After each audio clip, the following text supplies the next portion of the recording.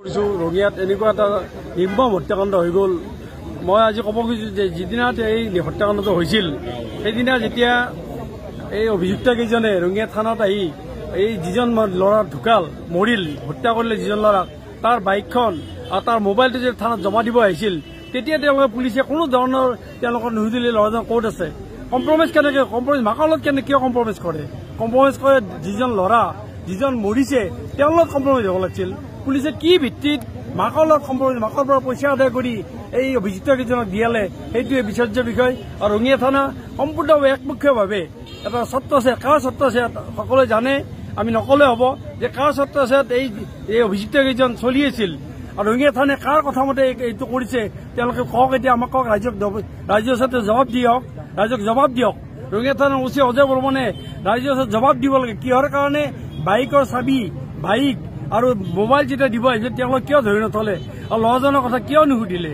এইটো অচিজন জড়িত আছে। গতিকে আমাৰ অনন্তদাই কোৱাৰ দৰে আমিও নাগৰিক মঞ্চৰ দাবী কৰিছো যে অচিজনক অতি সোনকালে ইয়াৰ পৰা বদলি কৰিব লাগে, ৰিজাৰ্ভ ক্লজ কৰিবলৈ তেওঁ শাস্তি দিব লাগে। কি হ'ল ক'লোৱেই মই এই ধিক্কাৰজনক আৰক্ষী ধিক্কাৰজনক এই কৰিছে। তেওঁলোকে যিখিনি কৰিব লাগে সেইখিনি কৰা নাই।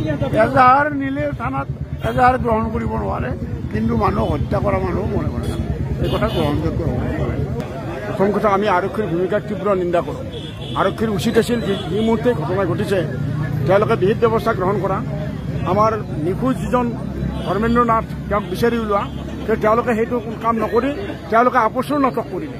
আৰু তেওঁলোকে দেখা গ'ল যে একচুৱেলি যিসকল গুচৰীয়া তেওঁলোকৰ পক্ষ নলয়, তেওঁলোকে আছামীৰ পক্ষ ল'লে। আৰু আমি দেখা পালোঁ তেওঁলোক শাসক দলৰ হোৱাৰ কাৰণে আমাৰ অচি অজয় বৰ্মনে তেওঁলোক ইমান প্ৰশ্ৰয় দিলে যে তেওঁলোকে সাংঘাতিকভাৱে আজি নাৰকীয় হত্যাকাণ্ড সংঘটিত কৰিলে। আমি নাগৰিক মঞ্চই বিচাৰোঁ যে ইয়াৰ প্ৰকৃতপক্ষে আজি যিসকল দোষী তেওঁলোকক কৰায়ত্ব কৰি অতি শীঘ্ৰে যাতে দৃষ্টান্তমূলক শাস্তি দিয়ে আমি সেইটোৱে বিচাৰোঁ। শাসকীয় দলৰ হোৱাৰ কাৰণে ইমান দিন বাচি আছিল। আৰু তেওঁলোকে যে কালি এৰেষ্ট কৰিলে সেইটো চাৰেণ্ডাৰৰ এটা নাটক। আচলতে তেওঁলোকে জানে তেওঁলোক ক'ত আছে, তেওঁলোকে চাৰেণ্ডাৰ কৰালে। আৰু এতিয়া তেওঁলোকে আনকি পুলিচৰ বিষয়া এজনে উচ্চপদস্থ বিষয়া এজনে কালি প্ৰেছ মিটত কৈছে যে এইটো হত্যাকাণ্ড নহ'বও পাৰে। তেওঁ আজি মৃতদেহ কেনেকৈ ওলাল? যোৱাকালি পৰ্যন্ত কৈছে তেওঁলোকে যে এইটো হত্যাকাণ্ড নহ'ব পাৰে, তেনেহ'লে আজি মৃতদেহ কেনেকৈ ওলাল? তাৰমানে পুলিচ জগৰীয়া। আৰু এই জঘন্য ভূমিকা যদি পুলিচে লয়, ৰঙিয়াবাসী ৰাইজৰ কাৰো জীৱন আৰু সা সম্পত্তিৰ কোনো নিৰাপত্তা নাথাকিব। আমি বিচাৰোঁ এই অচি অজয় বৰ্মনক তৎকালে ৰিজাৰ্ভ ক্লোজ কৰি তাৰ বিৰুদ্ধে ইনকুৱাৰী কৰি কঠোৰ শাস্তি দিয়া উচিত।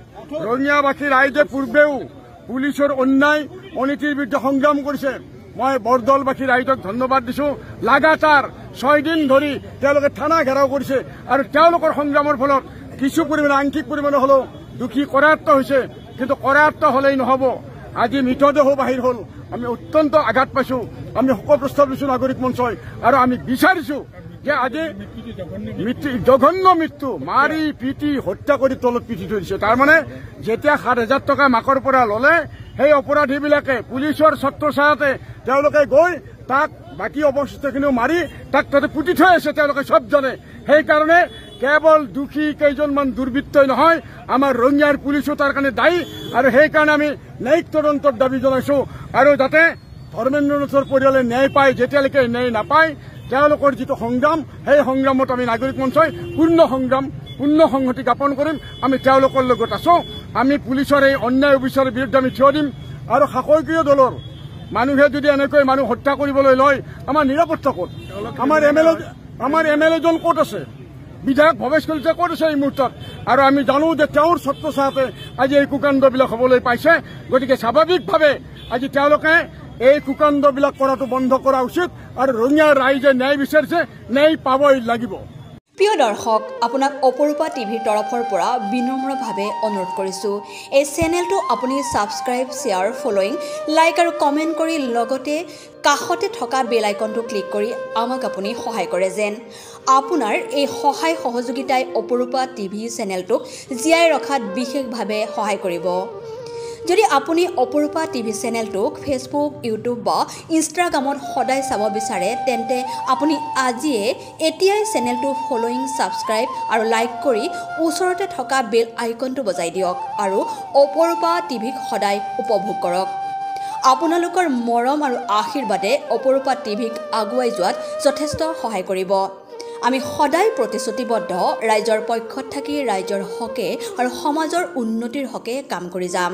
বিশেষ জানিব লগা থাকিলে প্ৰিন্স কাশ্যপ, পৰিচালন সঞ্চালক তথা মুখ্য সম্পাদক অপৰূপা টিভি, মোবাইল নাম্বাৰ 8135819868 নম্বৰত যোগাযোগ কৰিব পাৰিব। ধন্যবাদ।